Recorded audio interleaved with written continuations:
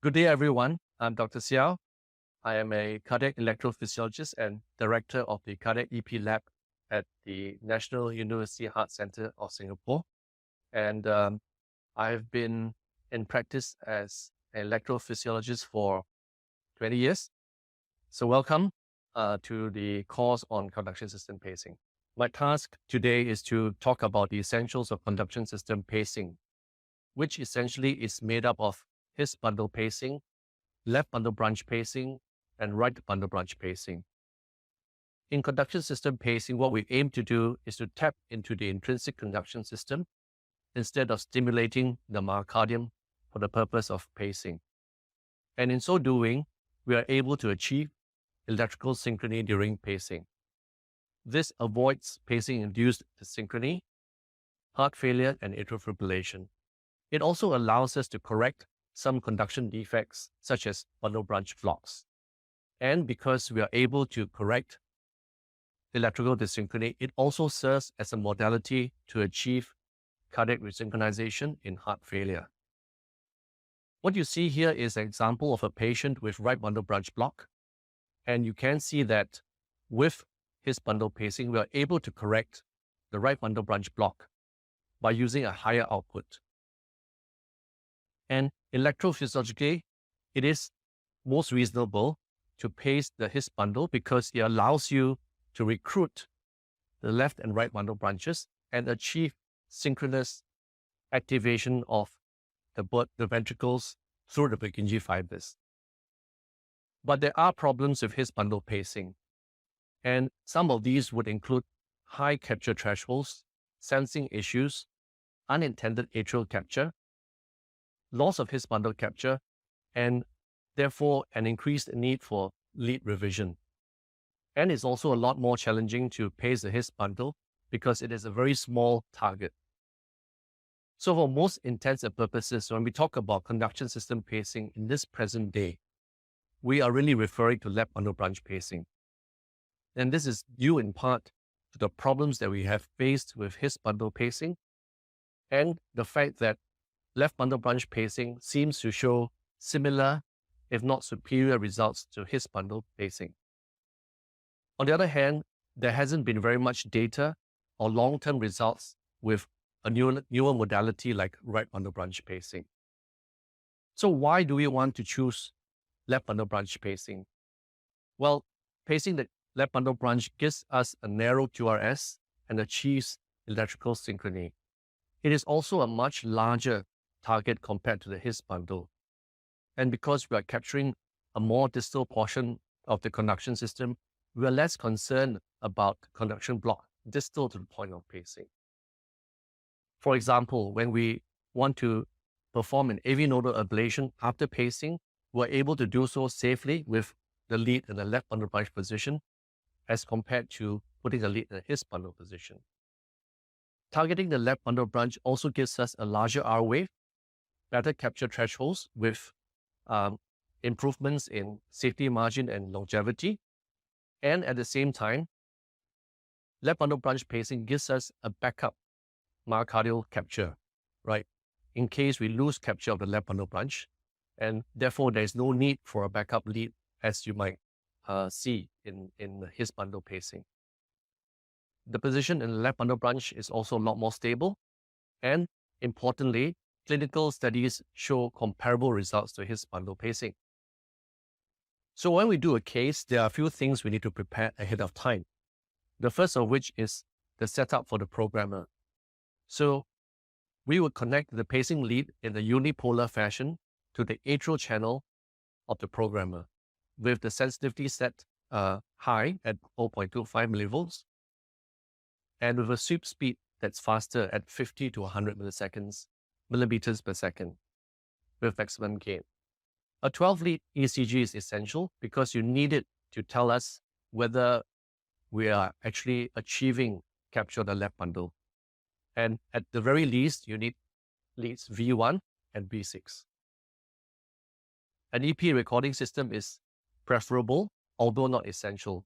And if you have an EP recording system, you will set it with a sweep speed of usually 100 millimeters per second, and with the filters set as such, for a high-pass filter of 30 Hertz, low-pass filter of 500 Hertz.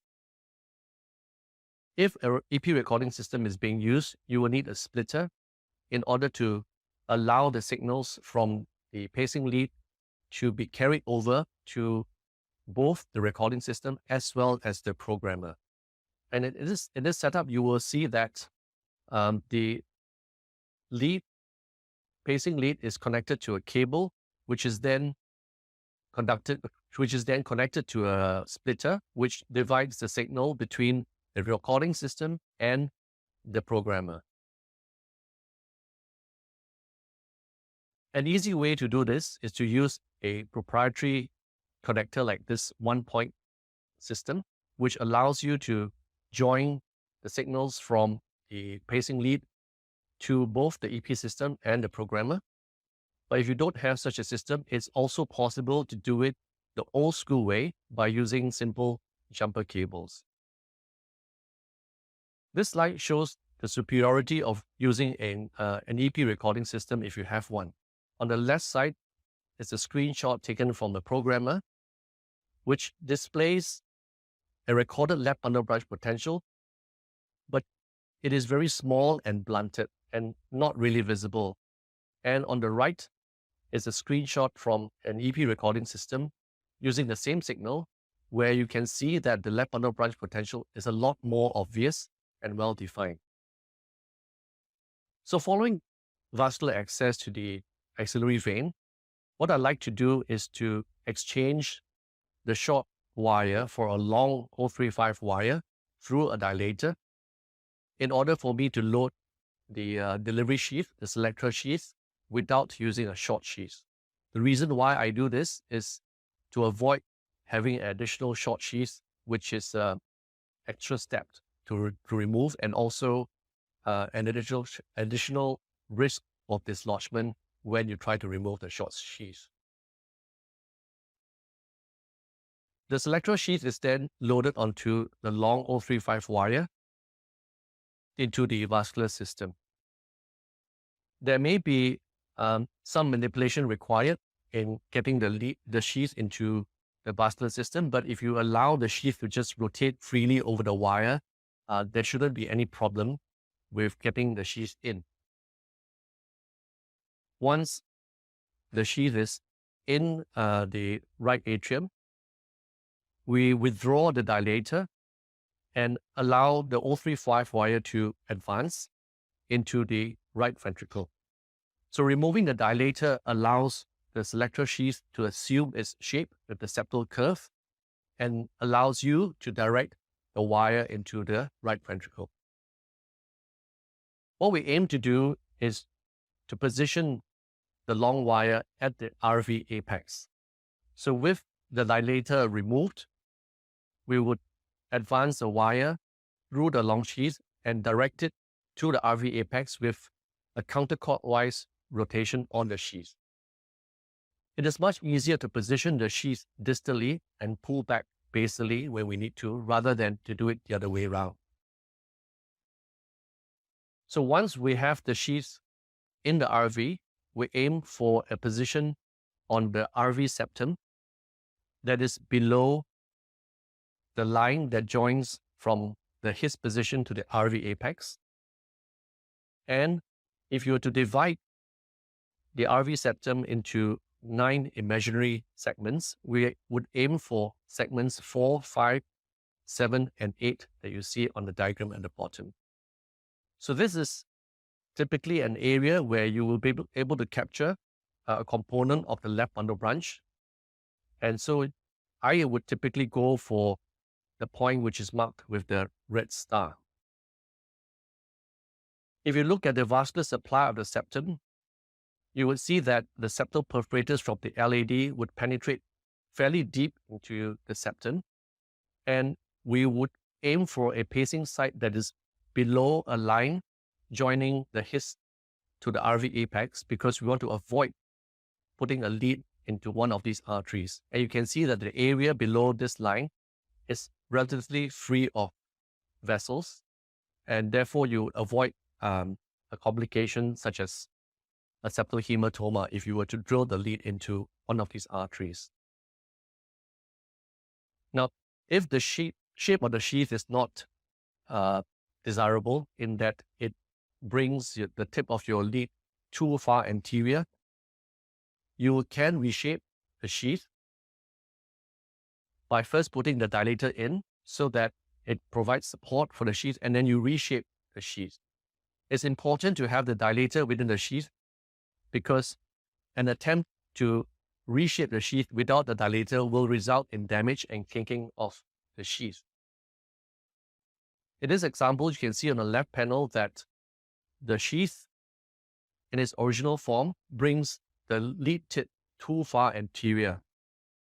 But with a reshape of the sheath, you are able to bring the tip further down or more inferiorly so that it is in the region of segments 4, 5, 7, 8. Alternatively, you could change for a bigger sheath with a larger curve because the Biotronic system offers you several variants with different curve sizes and lengths. If we were to target segments 4, 5, 7, 8, we would be generally going for the left posterior fascicle. And you can see from this study that whether you pace the left posterior fascicle, left anterior fascicle, or the main trunk of the left bundle, the results are comparable. In other words, there is no disadvantage in pacing one component of the left bundle branch system versus another component of the left bundle branch system. Importantly, parameters like the QRS width, the LVAT, and other parameters are all comparable regardless of which part of the left bundle branch you choose to pace. Next, we prepare the lead, which is, I would say, the most important part of the whole procedure. And essentially what we are trying to do here is to convert an extendable helix lead into a fixed helix lead.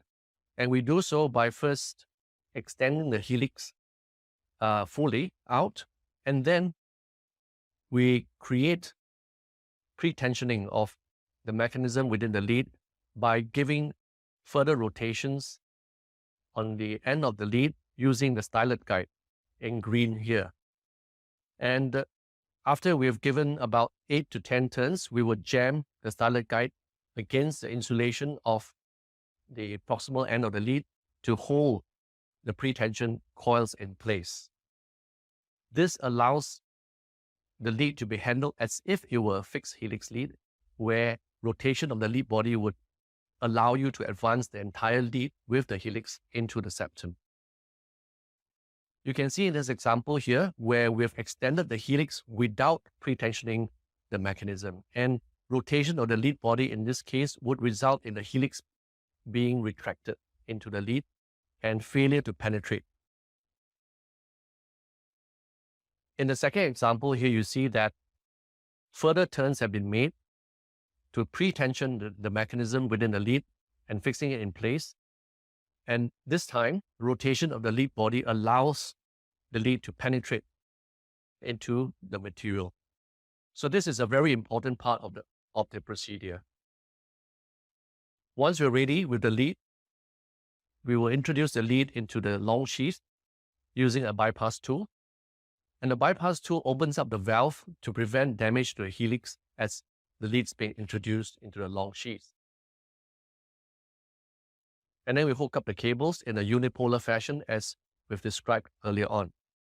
Now, the advantage of a extendable helix lead is that you can connect the crocodile clip to the stylet, and this allows continuous monitoring of the impedance as well as pacing through the lead while the lead is being manipulated. You do not have to disconnect the lead in between rotations. In patients with complete heart block or who are pacing dependent, it is a good idea to give a backup lead at the RV apex so that you do not have asystole when you stop pacing. And in this situation, you can hook up the system in such a way that you have connections going to the left bundle branch pacing lead and the RV apical backup lead on separate channels. I would recommend that you connect the atrial channel to the left bundle branch lead and the backup RV apical lead to the ventricular channel. And we pace the patient in DOO mode with an AV delay of about 150 milliseconds. So what would happen effectively is this. When the left bundle branch lead is capturing, the second pacing impulse is refractory. But if the first lead loses capture, the atrial channel loses capture, the second impulse will come in and capture the RV apical lead as a backup. So in this situation, the patient never goes into asystole, and this is completely safe. One point to note is to avoid setting the AV delay too long. For example, in this case, where the AV delay was set at 300 milliseconds, because this would result in both the pacing stimuli capturing, and you end up with a patient being paced very quickly through both channels. Once we are happy with our sheath position on the RV septum, we will proceed to pace map to look for a suitable site to begin our lead insertion or lead placement. And the important point to look for is a W pattern in lead V1 when we pace. In the past and in the early days of left bundle branch pacing, people would look for a discordance between AVR, AVL, as well as between lead 1 and lead 2 when they are pace mapping. But this is not so relevant now because that's only applicable when you are looking for capture of the left bundle branch main trunk. The important point is to look for a W pattern. And I'll try to explain here why you would see a W pattern. Imagine if you were on the right side of the septum and you capture the myocardium at that point. You would see a left bundle branch block pattern when you pace from the RV septum. But if you were to pace at a high output and you manage to capture the left bundle branch, which is deep to that point, you would get a right bundle branch block pattern. Now, if you were to capture both the right ventricular myocardium and the left bundle branch, which is deep to that, you would get a combination of two patterns, which will give you a W pattern. So a W pattern at that point tells you that you are likely to find a branch of a component of the left bundle branch deeper to that point where you are positioned at that moment. So once we've got a suitable W pattern, we will go to LAO 40 position to ensure that our sheath is pointing perpendicularly to the septum. And this is important because this ensures that your lead is being delivered in a coaxial fashion and that it will penetrate into the septum. Usually, if you fail to put the sheath in a perpendicular orientation to the septum, it will result in the lead failing to penetrate the septum. And in addition to this, a non-perpendicular orientation of the lead to the septum often results in damage to the helix as well. And you can see here that that's what's happened, which renders the lead unusable. So once we have our lead in position, we will want to advance the lead into the septum by rotating the lead body. And as we do that and continue pacing through the tip of the lead in a unipolar fashion, you will see that the ECG configuration in lead V1 changes from a W pattern on the left side to a QR pattern on the right side. And while this is happening, the LVAT, which is the time from the pacing stimulus to the peak of the R wave in V5 or V6 will shorten, QRS becomes narrower, and the impedance changes. So the impedance rises first before it falls. I'll explain to you why that happens. when you start pacing, when the lead is on the right side of the septum, the impedance is not very high because the pacing current can escape from the tip into the blood pool. As the lead is advanced into the septum, the current is forced to have to traverse the muscle in the septum before it exits into the blood pool. And so the impedance becomes higher. As the lead tip goes nearer to the septum, to the edge of the septum on the left side, there's less tissue that it has to traverse before the current enters into the blood pool, and therefore the impedance drops again as you get near to the left side. So the LAO position, we would advance the lead by rotating the lead body while we are observing the progress of the lead under fluoroscopy. And at the same time, we are also looking at the pace QRS morphology in V1 and listening to the readout of the lead impedance as we pace. So we have to do a few things at one time. What I'm showing you here is how the lead rotation is done. And for the biotronic extendable helix lead, I like to do it in what I call an overhand fashion, where the left hand is facing down in a pronated fashion, and the last 3 fingers on the left hand is holding on to the sheath, while the left thumb and index finger hold the lead to prevent the lead from rotating backwards after it's been rotated. At the same time, the left thumb and index finger apply a little bit of forward pressure as the lead is being rotated.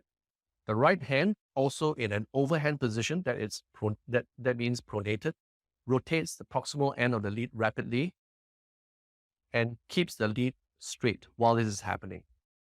It's important at this point to remember not to move the sheath. So the only thing that moves is the lead, because pushing the sheath forward will result in buckling and dislodgement of the entire system. The rotations are done fairly quickly.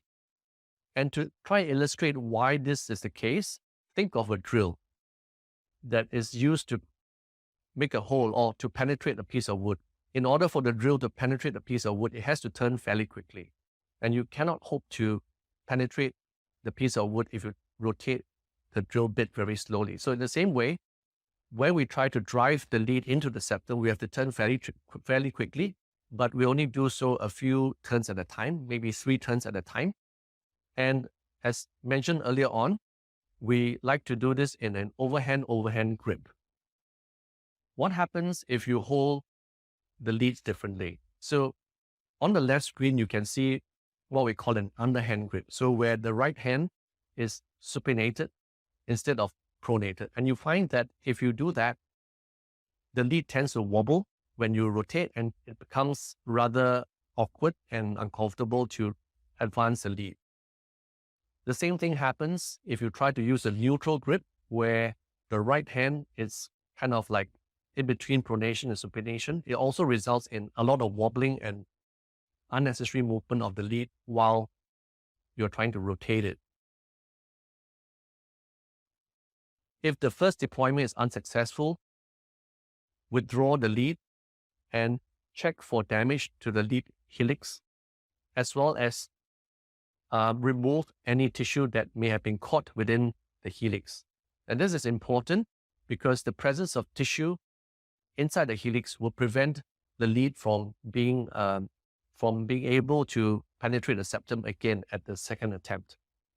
So using a swab is one way to remove tissue, but another way is to use a cyto brush, which is essentially a brush used for pap smears. And we found that this is a very useful way to remove tissue from the helix of the lead without causing any damage. And you can see that this is something very simple and effective in cleaning your lead. When advancing the lead, we sometimes see spontaneous left bundle branch ectopy, or what has been termed as fixation beads. And the morphology of these beads can tell you where the tip of your helix is located. So in the example that you see here, you can see that the morphology of the ectopic beads in V1 has a QR configuration, which is exactly what you would want if you are actually capturing and pasting the left bundle branch. You can see this on the right side. So the presence of this ectopic beads just tells you that the tip of your helix is already at the left bundle branch, and you should stop rotating at that point because you've already reached your destination. You can see in this slide the transition of the ECG morphology in V1 as we are rotating the lead from left to right. And at the same time, we are pacing through the lead in a unipolar fashion while we are maneuvering the lead. And you can see that from a W configuration, the upstroke in the W becomes more and more prominent and moves towards the right side of the QRS until finally you get a QR pattern when you've reached the left bundle branch. We want to look at criteria for left bundle branch capture to be certain that we are actually achieving the endpoint that we want. And I've listed here 7 criteria that we look for, which we will go through in detail subsequently.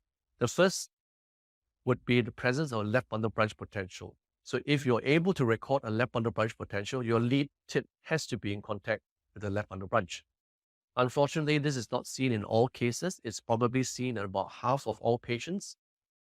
The second thing that we look for is a transition in the paste morphology as we come down from a higher output to a lower output.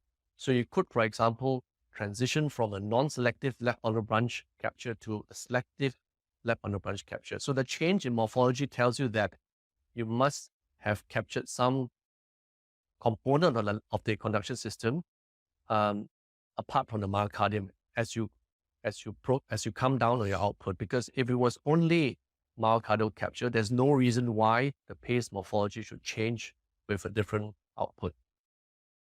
The third thing that we do in our EP lab is to use program simulation to demonstrate refractoriness of the conduction system as proof that there was conduction system capture. I will elaborate on this later. The fourth criterion that we look at is a concept which is similar to Parisian pacing, where we look at the time that it takes from stim to A at the tip versus stim to A from the ring. And if these differ by a significant amount, more than 30 milliseconds, then we again have proof of left bundle branch capture. And then we also look at the LVAT, the difference between stim V1 and stim V6. And of course, your paste morphology should have a QR pattern or incomplete right bundle branch block pattern. Now, I want to point out here that QRS width is not a criterion for successful left bundle branch capture, because it's entirely possible to have a fairly narrow QRS if you capture only the myocardium of the septum. So it is not enough to say that you succeeded simply because you've got a narrow QRS. There's this term which I really do not like, which is called left bundle branch area pacing. Now, we have to remember that deep septal myocardial pacing is not the same as left bundle branch, i.e. conduction system pacing. And clinical outcomes are different when you capture the conduction system versus a situation where you're capturing only the myocardium. And you cannot call it conduction system pacing when you do not capture the conduction system and you're only capturing the myocardium. So back to our criteria.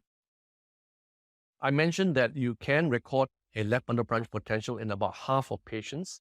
And sometimes these bundle branch potentials can be very large, as you see in the example here. And these potentials should precede the QRS by about 20 to 30 milliseconds. A transition in the QRS morphology may be visible as you come down from a higher output to a lower output. You can see on the left panel here that a non-selective left bundle branch capture becomes selective with a lower output.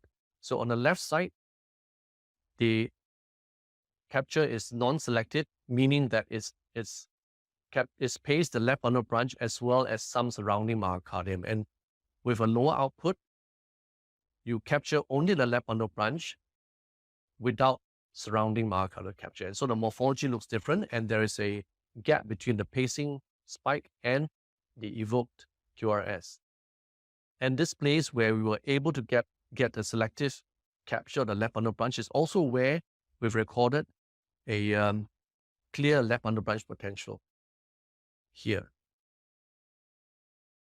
The other thing that we like to do in our EP lab is to use program stimulation to see whether there is a change in morphology with a couple extra beats. So on the left side, you can see that following a drivetrain of 600 milliseconds, we've given the extra stimulus of 400 milliseconds, and there is no change in morphology between the two QRS complexes. But with a couple extra stimulus of 300 milliseconds, which is earlier, you can see that there's a change in morphology from the drivetrain to the extra.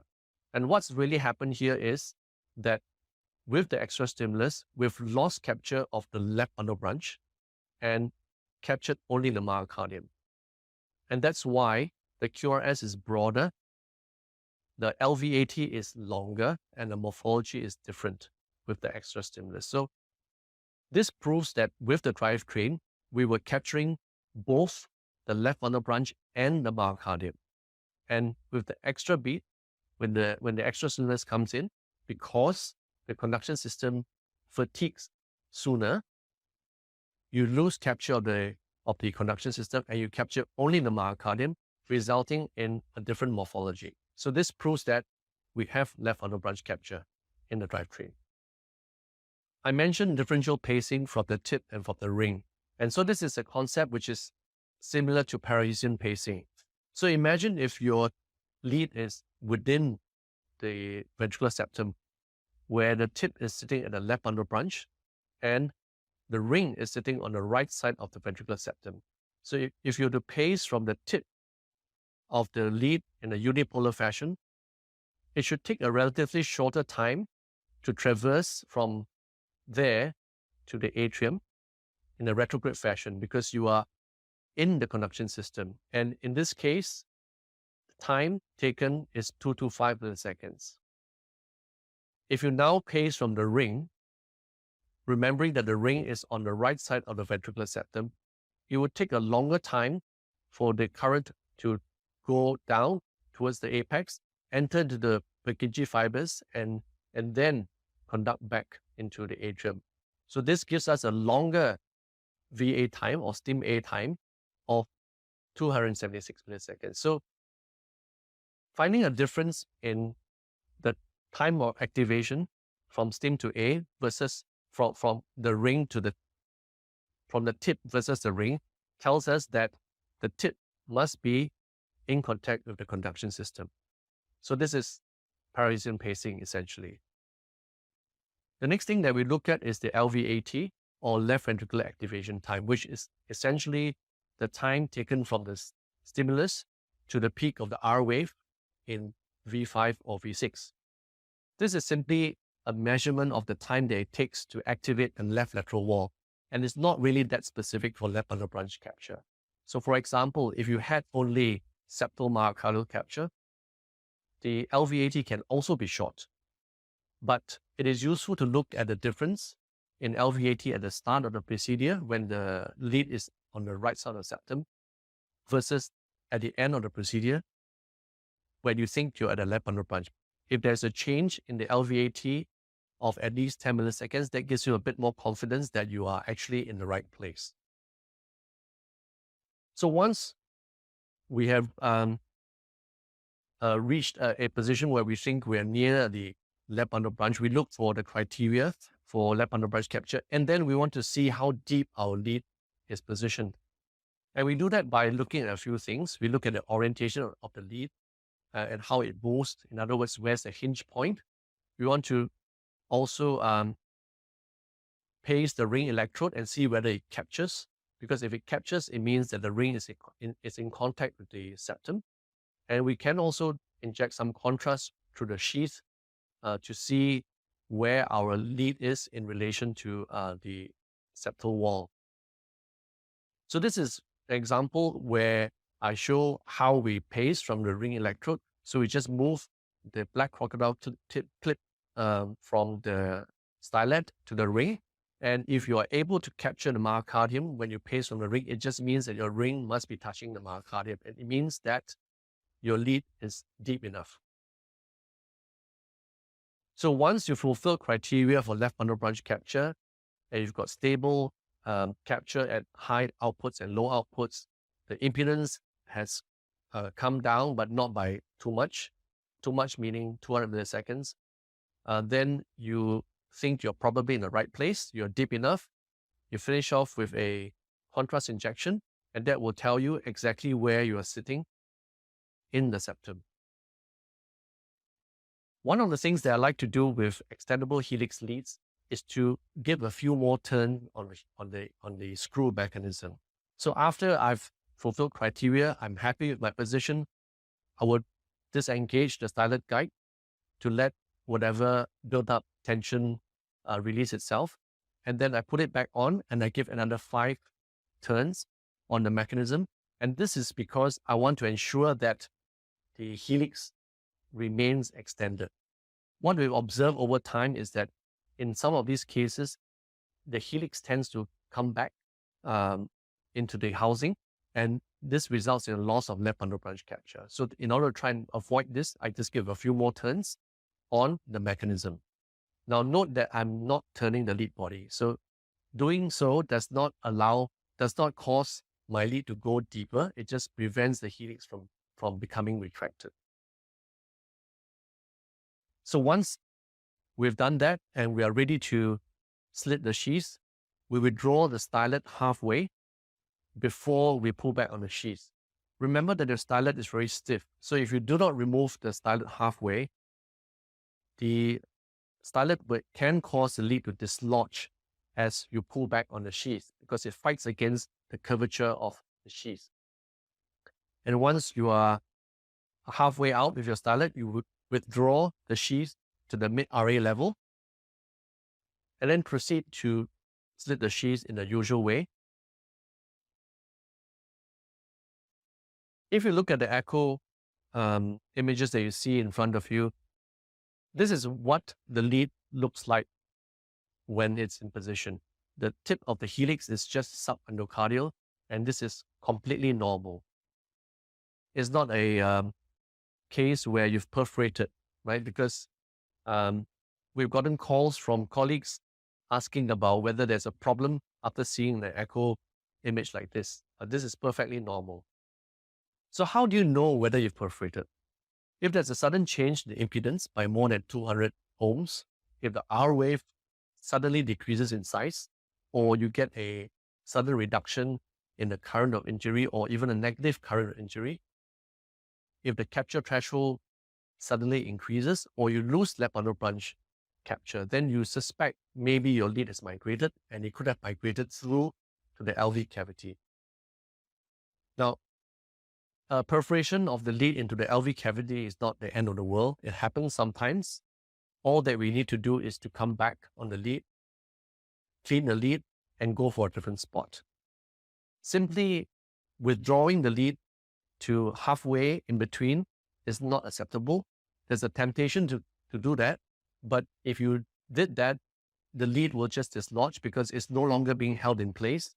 It's just going to move in and out of that channel that you've created. The markers help us. So you can see that from the tip of the helix to the housing is about 1.8 millimeters, and from the tip of the helix to the start of the ring is 11.8 millimeters. So your depth, the depth of your lead will be about right if the start of your ring is sitting right at the right side of the septum. Okay, so as long as your ring is touching the septum, that's about right, or at most partially in to the septum. And that's all I have for you. I'll be talking more about complications and how to deal with them in the next talk.